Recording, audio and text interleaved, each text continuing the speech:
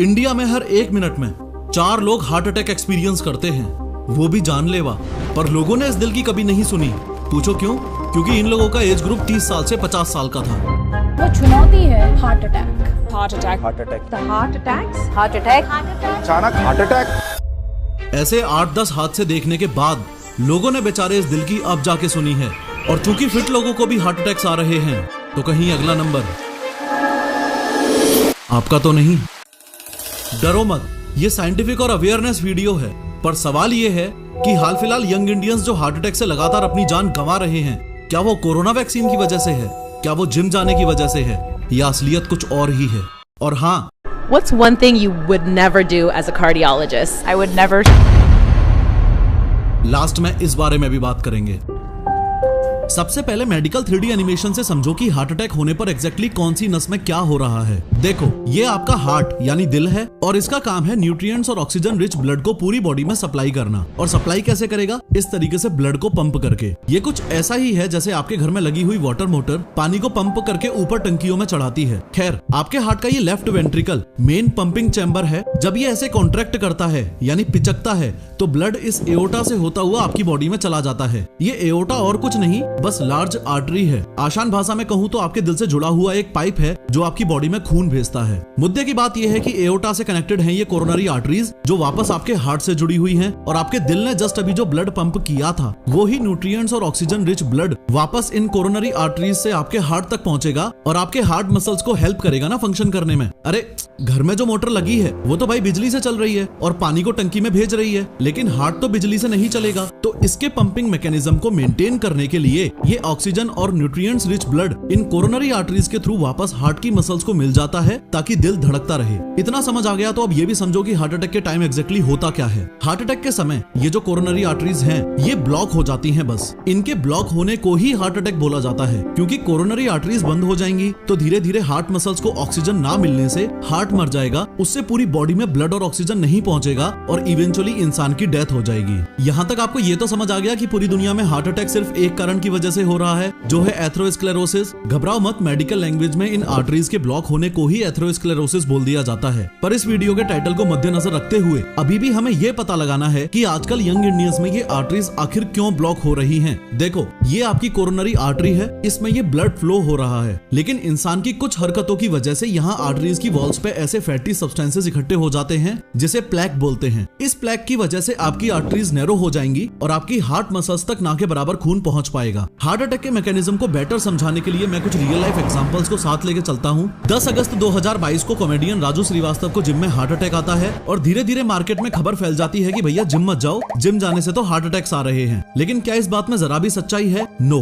तो राजू श्रीवास्तव सर को जिम में हार्ट अटैक क्यों आया? ध्यान से समझो। कोई भी इंसान जब जिम में वर्कआउट करता है तो उसकी बॉडी में ब्लड तेजी से पंप करता है और प्रिस्क्राइब्ड लिमिट को क्रॉस करके हाई इंटेंसिटी वर्कआउट करने पर ये जो आर्टरीज की वॉल्स हैं, ये रप्चर हो सकती हैं और कुछ इस तरीके से प्लेक इन आर्टरीज को ब्लॉक कर देगा, जिससे हार्ट मसल्स तक ऑक्सीजन ना पहुंच पाने से हार्ट बीट करना बंद कर देगा। तो क्या इसका मतलब ये हुआ कि आप जोर लगा के एक्सरसाइज करोगे तो आपकी आर्टरीज भी रप्चर हो जाएंगी और आपको भी हार्ट अटैक आएगा? नो। तो क्या इसका मतलब ये हुआ कि ऋतिक रोशन और जॉन अब्राहम का ट्रेनर क्रिस ग्रेथिन जब कहता है कि लास्ट रैप में अपनी पूरी जान डाल दो तो वो गलत है? No. And so I would train to absolute failure, meaning that I couldn't do one more rep, even if my life depended on it, around 50 repetitions. तो क्या इसका मतलब ये हुआ कि मिल्खा सिंह और दारा सिंह को अपना आइडल मान के आप एक्सट्रीम लेवल पर एक्सरसाइज मत करो और छुई मुई की तरह 5-5 के डंबल मार के जिम से वापस आ जाओ? नो। सुनो, ध्यान से समझो इधर हो क्या रहा है। हाल फिलहाल में जितने भी सेलिब्रिटीज हार्ट अटैक से मरे हैं, उनके बारे में हमको बस ये पता है कि वो जिम में थे, एक्सरसाइज कर रहे थे और हार्ट अटैक आ गया। लेकिन क्या हमें ये पता है कि उनके नंबर्स क्या थे, उनका ब्लड प्रेशर क्या था, उनका ब्लड शुगर लेवल क्या था, उनका लिपिड प्रोफाइल क्या था? Obviously not. तो इसका समाधान ये है कि जिम ज्वाइन करने से पहले आपको अपने हार्ट की कंडीशन पता होनी चाहिए। हॉस्पिटल जाओ और एक ईसीजी टेस्ट होता है, उसके माध्यम से अपने हार्ट की चेकिंग कराओ। अगर ईसीजी टेस्ट के बाद डॉक्टर्स आपको बोले कि आपको हार्ट कंडीशन है या फिर जेनेटिकल फैक्टर्स हों, जैसे आपकी फैमिली में किसी को हार्ट अटैक हुआ है, तो मेक श्योर कि आप लिमिट में ही फिजिकल एक्टिविटीज कर रहे हो। सिर्फ फिजिकल एक्टिविटीज ही नहीं, इस केस में आपको हर चीज का ध्यान रखना है। जैसे इस केस में आप जिम जाने से पहले प्री वर्कआउट लेना भी अवॉइड करें। प्री वर्कआउट में कैफीन की मात्रा काफी ज्यादा है और प्रॉब्लम मल्टीप्लाई हो सकती है। अगर आपको हार्ट कंडीशन नहीं है और जेनेटिक प्रॉब्लम भी नहीं है, आप टोटली फिट हो, तो उस केस में भी आपको एक कंडीशन में जिम में हार्ट अटैक आ सकता है और वो है एक दूसरे की होड़ करना। जिम में घुसते ही आपने देखा राइट साइड में दोस्त इंटेंस वर्कआउट कर रहा है, लेफ्ट साइड में क्रश वर्कआउट कर रही है और अपनी मर्दानगी साबित करने के लिए आपने 40-40 के डंबल्स उठाए और सीधा इंक्लाइन डंबल बेंच प्रेस पर ले लिए। इस बेवकूफी भरी हरकत से आपकी हार्ट मसल्स पर अनएक्सपेक्टेड लोड आएगा और आर्टरीज के वॉल्स के रप्चर होने के चांसेस बढ़ेंगे। वो इसलिए क्योंकि जिम में घुसते ही क्या आपने स्ट्रेचिंग की? नो। क्या आपने वार्म अप किया? नो। अगर इंटेंस वर्कआउट कर रहे हो तो अपनी बॉडी को उसके लिए प्रिपेयर तो करो। आर्टरीज ब्लॉक होने से हार्ट अटैक हो रहे हैं और हार्ट कंडीशन ना हो तो जिम जाने से हार्ट अटैक्स नहीं आते। ये दोनों बातें आपको अच्छे से समझ आ गई। इस वीडियो में लास्ट बस अब हमको ये समझना है कि यंग इंडियंस में कोरोनरी आर्टरी में ये जो फैटी सब्सटेंसेस और कोलेस्ट्रॉल यानी प्लेक इकट्ठा हो रहा है, इसको कैसे रोकें। अगर इसका समाधान मिल जाए तो हार्ट अटैक की टेंशन खत्म। खैर देखो, डॉक्टर्स का कहना है कि कोरोनरी आर्टरीज में इस प्लेक के पीछे 3 चीजों का हाथ है। मेरी टेबल पे रखी ये तीनों चीजें आप देख रहे हो। न्यूट्रिशनल लैंग्वेज में इनको 3 व्हाइट पॉइजन्स बोला जाता है और टेंशन की बात यह है कि ये हमारी ईटिंग हैबिट्स का अहम हिस्सा बन चुकी हैं। और ये तीनों चीजें हैं सॉल्ट यानी नमक, रिफाइंड शुगर यानी चीनी और तीसरे नंबर पे है मैदा। एक स्टडी सजेस्ट करती है कि किसी भी कंडीशन में एक इंसान को एक दिन में 5 ग्राम से ज्यादा नमक नहीं खाना चाहिए। लेकिन बैड न्यूज ये है कि रिपोर्ट्स के अनुसार इंडियंस ऑन एन एवरेज एक दिन में 11 ग्राम सॉल्ट खा रहे हैं, जो कि प्रिस्क्राइब्ड लिमिट के दुगने से भी ज्यादा है। सिमिलरली प्रोफेशनल सजेस्ट करते हैं कि किसी भी कंडीशन में एक इंसान को एक दिन में 30 ग्राम से ज्यादा चीनी नहीं खानी चाहिए। हाँ, 30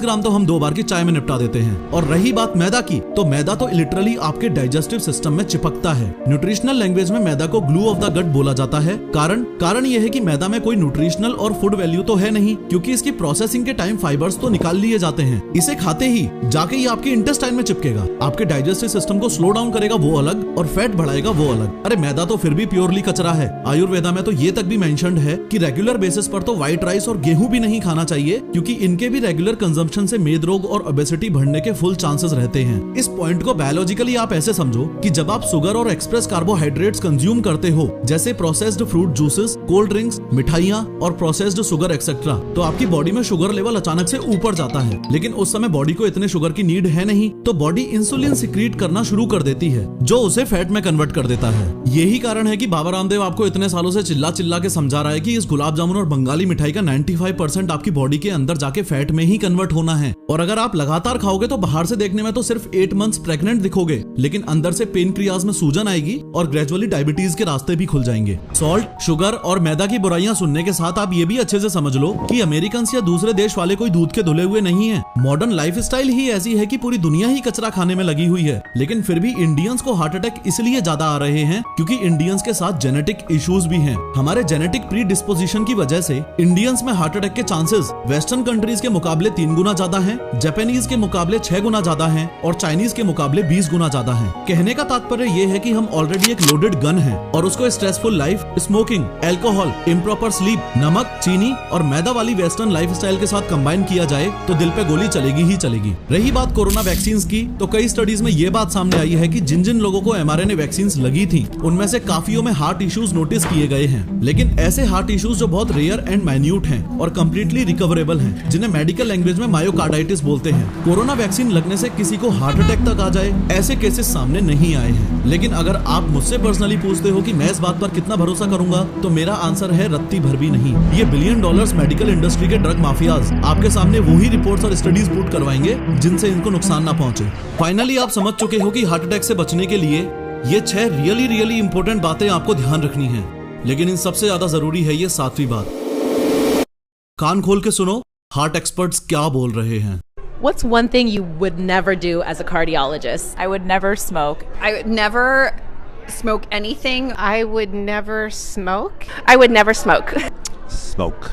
It's the worst thing you can possibly do for yourself. खैर रिपोर्ट्स बताती हैं कि हार्ट अटैक के पहले 1 घंटे में 30% लोगों की जान चली जाती है और 8 से 10 मिनट के अंदर ब्रेन में परमानेंट डैमेज तक हो सकता है। लेकिन ये दोनों ही चीजें रोकी जा सकती हैं अगर आपको ये पता है कि CPR कैसे देते हैं। इनफैक्ट CPR देते वक्त कई बार तो रिब्स भी टूट जाती हैं और डॉक्टर्स ये भी कहते हैं कि रिब्स टूट भी जाएं तो भी CPR चालू ही रखना है। खैर अगली वीडियो में CPR देना सिखाऊंगा, लेकिन रुको, इस वीडियो पे क्लिक करके ध्यान से समझो कि स्मोकिंग करने से धीरे धीरे लंग्स और हार्ट कैसे डैमेज होते हैं।